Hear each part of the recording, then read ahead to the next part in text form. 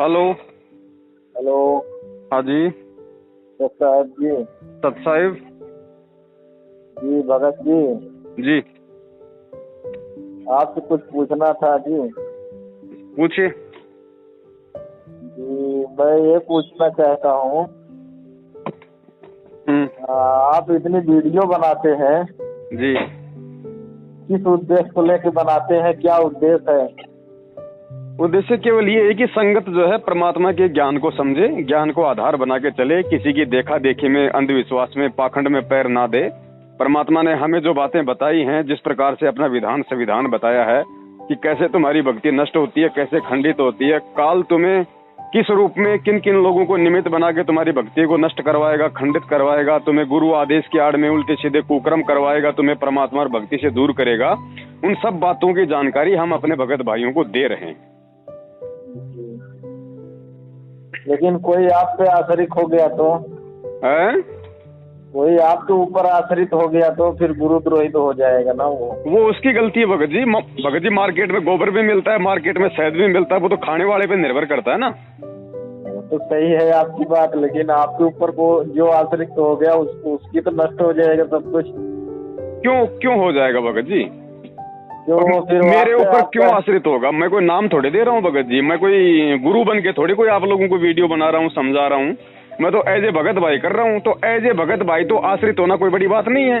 वो तो परमात्मा ने बताया हमारे को एज ए गुरु नहीं होना, किसी के ऊपर एज ए गुरु आश्रित नहीं होना। एज ए भगत भाई तो हो सकते हैं, उसमें कौन सी बड़ी बात है। एज ए गुरु नहीं होना, तो एज ए गुरु तब होगा ना जब मैं गुरु बन के वीडियो बनाऊंगा। वो तो सही है, वो तो आपकी बात मैं मानता हूँ। और जिसमें इतना भी ज्ञान नहीं है, फिर वो तो वैसे भी होगा, वो तो मेरे पे नहीं तो किसी और पे हो जाएगा, नकली गुरु पे हो जाएगा। वो तो सही बात है, वो तो बात सही है। बताइए, ये जो अरदास लगाते हैं आश्रम में, ये मतलब क्या मैनेजमेंट वाले जवाब देते हैं इसका? और कौन दे रहा है? गुरुजी कहाँ दे रहे हैं? आपने सुना कभी गुरुजी के मुंह से जवाब देते हुए?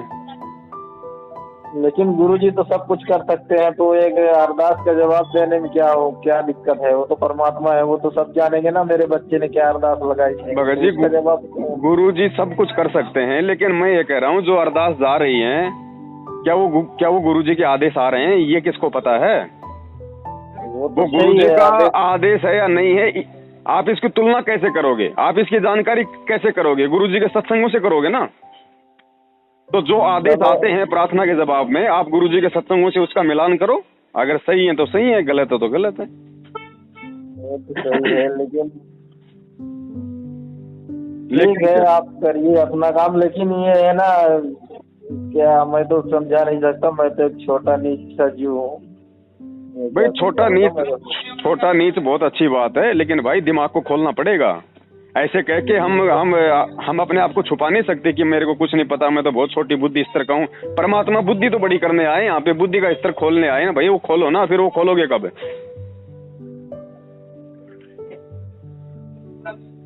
ठीक है जी, जैसा चल रहा है सब ठीक है, लेकिन परमात्मा ही है।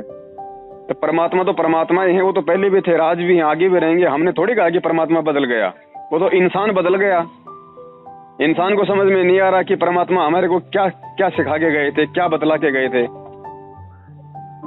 लेकिन मैं ये सोच के फोन किया आपके पास कि जो जैसा करेगा वो ऐसा भरेगा ना, उसमें क्या दिक्कत है? आपका बच्चा, कल को आप उसका स्कूल में एडमिशन करा देते हो और आपका बच्चा स्कूल में ना जाके अपने दोस्तों के साथ में बीड़ी सिगरेट पीता है, तो आप उसको कुछ नहीं कहोगे? ये कह के छोड़ दोगे कि जो करेगा अपना भरेगा? उसको समझाने का फर्ज है एक बार तो फिर मैं और कौन सा भगत जी उनको AK-47 लेके गोलियां मार रहा हूँ? मैं भी तो समझा रहा हूँ। वीडियो बनाने का मेरा मकसद क्या है? लोगों को गोलियां मारने का थोड़ी है, समझाने का तो है। भगत जी समझो इन चीजों को बड़े भाई, बालक बुद्धि में मत चलो अब कि जो करेगा सो भरेगा। अगर परमात्मा भी यही सोच लेता कि नालायक यहाँ से चले गए सतलोक से, अब जो करेगा सो भरेगा, तो परमात्मा यहाँ नहीं आता कभी भी।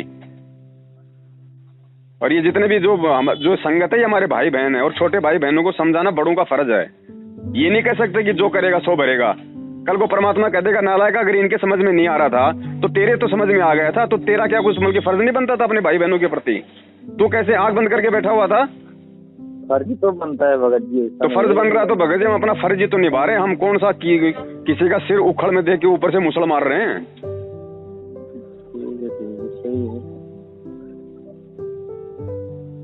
और बताइए।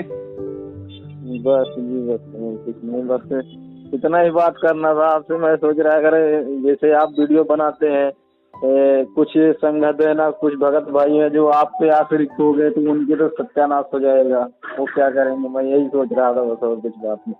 एज ए गुरु भाई आश्रित हो सकते हैं, उसमें परमात्मा ने कोई दोष नहीं बताया, लेकिन एज ए गुरु आश्रित नहीं होना किसी भगत के ऊपर, और वो कोई नहीं होगा इस समय, ध्यान रखना। ये परमात्मा ने तत्व ज्ञान दिया है, कोई आश्रित नहीं होगा। सबको पता है कि गुरु क्या होता है, भगत क्या होता है। आज से 650 साल पहले हो सकते थे, क्योंकि उस समय ना तो शिक्षा थी, ना ही परमात्मा ने वो मूल ज्ञान खोल के बताया था। लेकिन आज परमेश्वर ने हर तरीके से समझा दिया जीव को। और अब भी यदि सामने शहद रखा है, यदि कोई गोबर खाना चाहेगा, फिर उसको परमात्मा भी उसका कुछ नहीं कर सकता।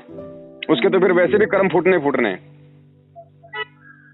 अच्छा, इस टाइम गुरुजी से मिलना मुश्किल है भाई। जब आप कह रहे हो परमात्मा अंतर्यामी है, सब कुछ कर सकता है, तो फिर आपके लिए कौन सा भगत जी मुश्किल बात है? मिला क्यों नहीं जा सकता? वो तो सही है आपकी बात। मिल लो, जिसकी इच्छा होनी चाहिए, जिसकी इच्छा है वो मिल सकता है। परमात्मा क्यों नहीं उसको मिलने देगा? कोई भी रास्ता खोल देगा परमात्मा उसके लिए। इच्छा होनी चाहिए ना जीव की।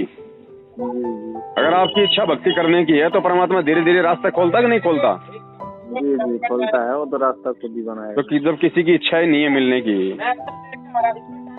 तो परमात्मा क्या करेगा? ठीक है भगत जी, फिर जरूरत पड़ेगी तो मैं फोन करेगा इसी नंबर से। सत साहेब जी, सत साहेब।